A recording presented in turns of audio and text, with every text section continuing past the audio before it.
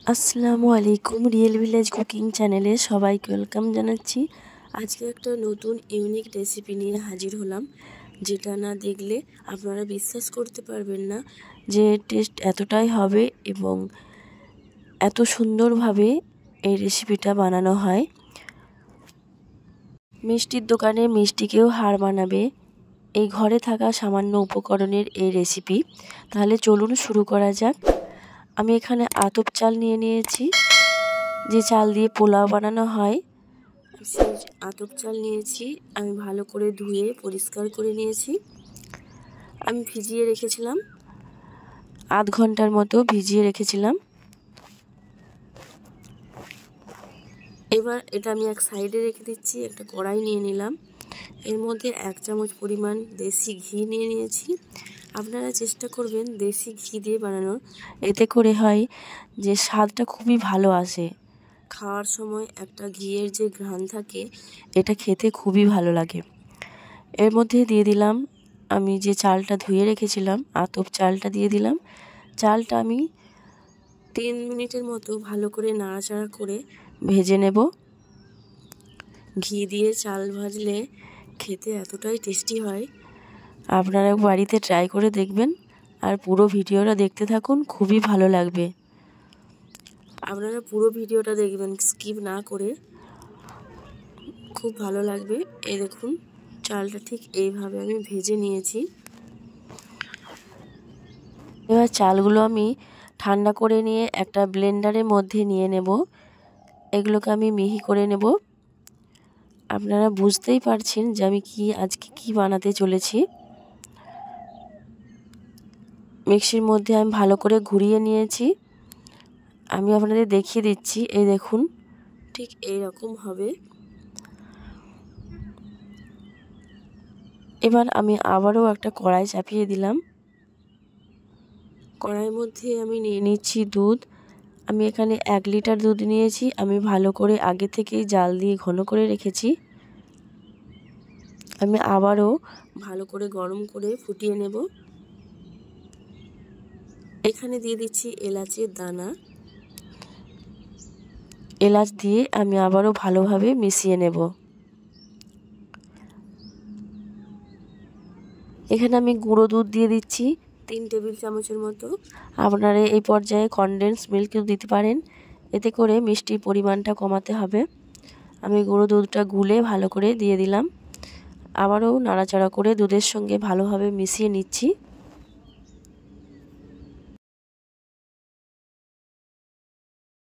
Half বাটি পরিমাণে দিয়ে দিচ্ছি চিনি,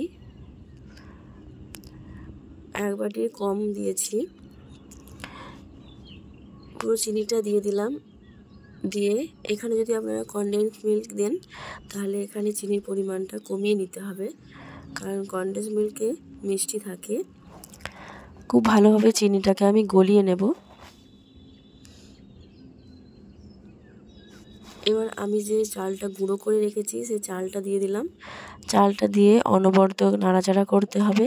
এখানে গ্যাসের ফ্লেমটা লো টু মিডিয়ামে রেখেছি।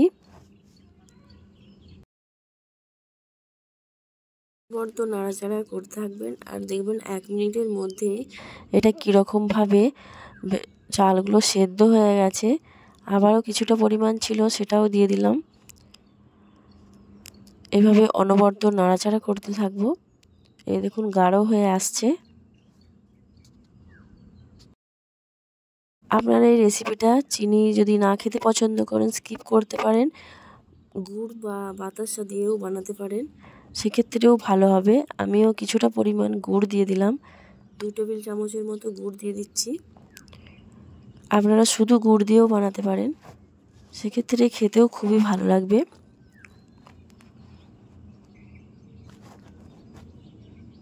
আমি এখানে আখের গুড় নিয়েছি।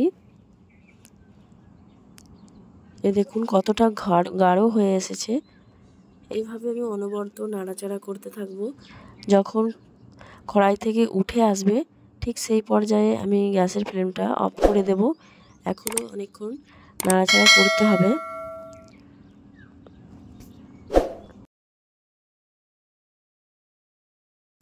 এই পর্যায়ে আমি দিয়ে দিচ্ছি দেশি ঘি। দেশি ঘি দিয়ে আমি চালটা ভেজেছিলাম, আর আবারও আমি 1 টেবিল চামচ দেশি ঘি দিয়ে দিলাম। এতে করে এর টেস্টটা খুবই ভালো আসবে। আবারও কিছুক্ষণ নাড়াচাড়া করে ভালোভাবে আমি মিশিয়ে নিচ্ছি। দেখুন কতটা ঘন হয়ে এসেছে। দেখুন এইরকম যখন শুকনো শুকনো হয়ে আসবে, কড়াই থেকে উঠে আসবে, ঠিক সেই পর্যায়ে আমি নামিয়ে নেব এবং ঠান্ডা করে নেব। আমি এইরকম একটা কাপ নিয়ে নিয়েছি, আমি এর মধ্যেই বানাবো। আপনারা যে কোনো কেক বানানো মোল্ড নিতে পারেন, তার মধ্যে বানাতে পারেন। আমি এরকম একটা নিয়েছি, এর মধ্যে আমি ঘি লাগিয়ে নিলাম। চারিপাশে খুব ভালোভাবে লাগিয়ে নিতে হবে। আমি তলায় একটা পেপার দিয়েছি। এবার আমি এটা এর মধ্যে দিয়ে দিচ্ছি। এর মধ্যে দিয়ে আমি হাতের সাহায্যে একটু চেপে চেপে নেব। চেপে চেপে ভালোভাবে চারিপাশে সেট করে নেব। খুব ভালোভাবে চেপে চেপে সেট করে নিতে হবে। কুসুম গরম থাকা অবস্থায় এটা করতে হবে, ঠান্ডা হয়ে গেলে এটা জমাট বেঁধে যাবে, ভালোভাবে সেট হয়ে যাবে। আমি একটা চামচের সাহায্যে এইভাবে একটু প্রেস করে দিচ্ছি।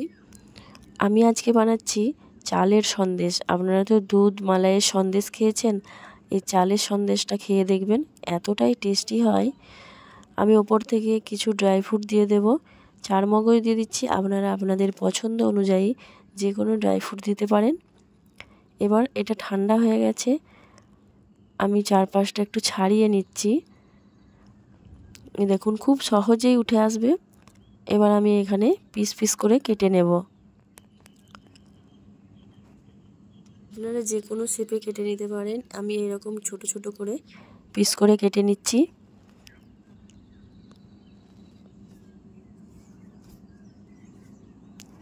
এবার একটা প্লেটের মধ্যে আমি নিয়ে নিচ্ছি। এইভাবে উল্টে দিলাম, আলতোভাবে একটু প্রেস করে দিলেই এটা সহজেই বেরিয়ে আসবে। আমি আপনাদের দেখাচ্ছি, দেখুন। এবার উপরে যে পেপারটা দিয়েছিলাম সেটা তুলে নিচ্ছি।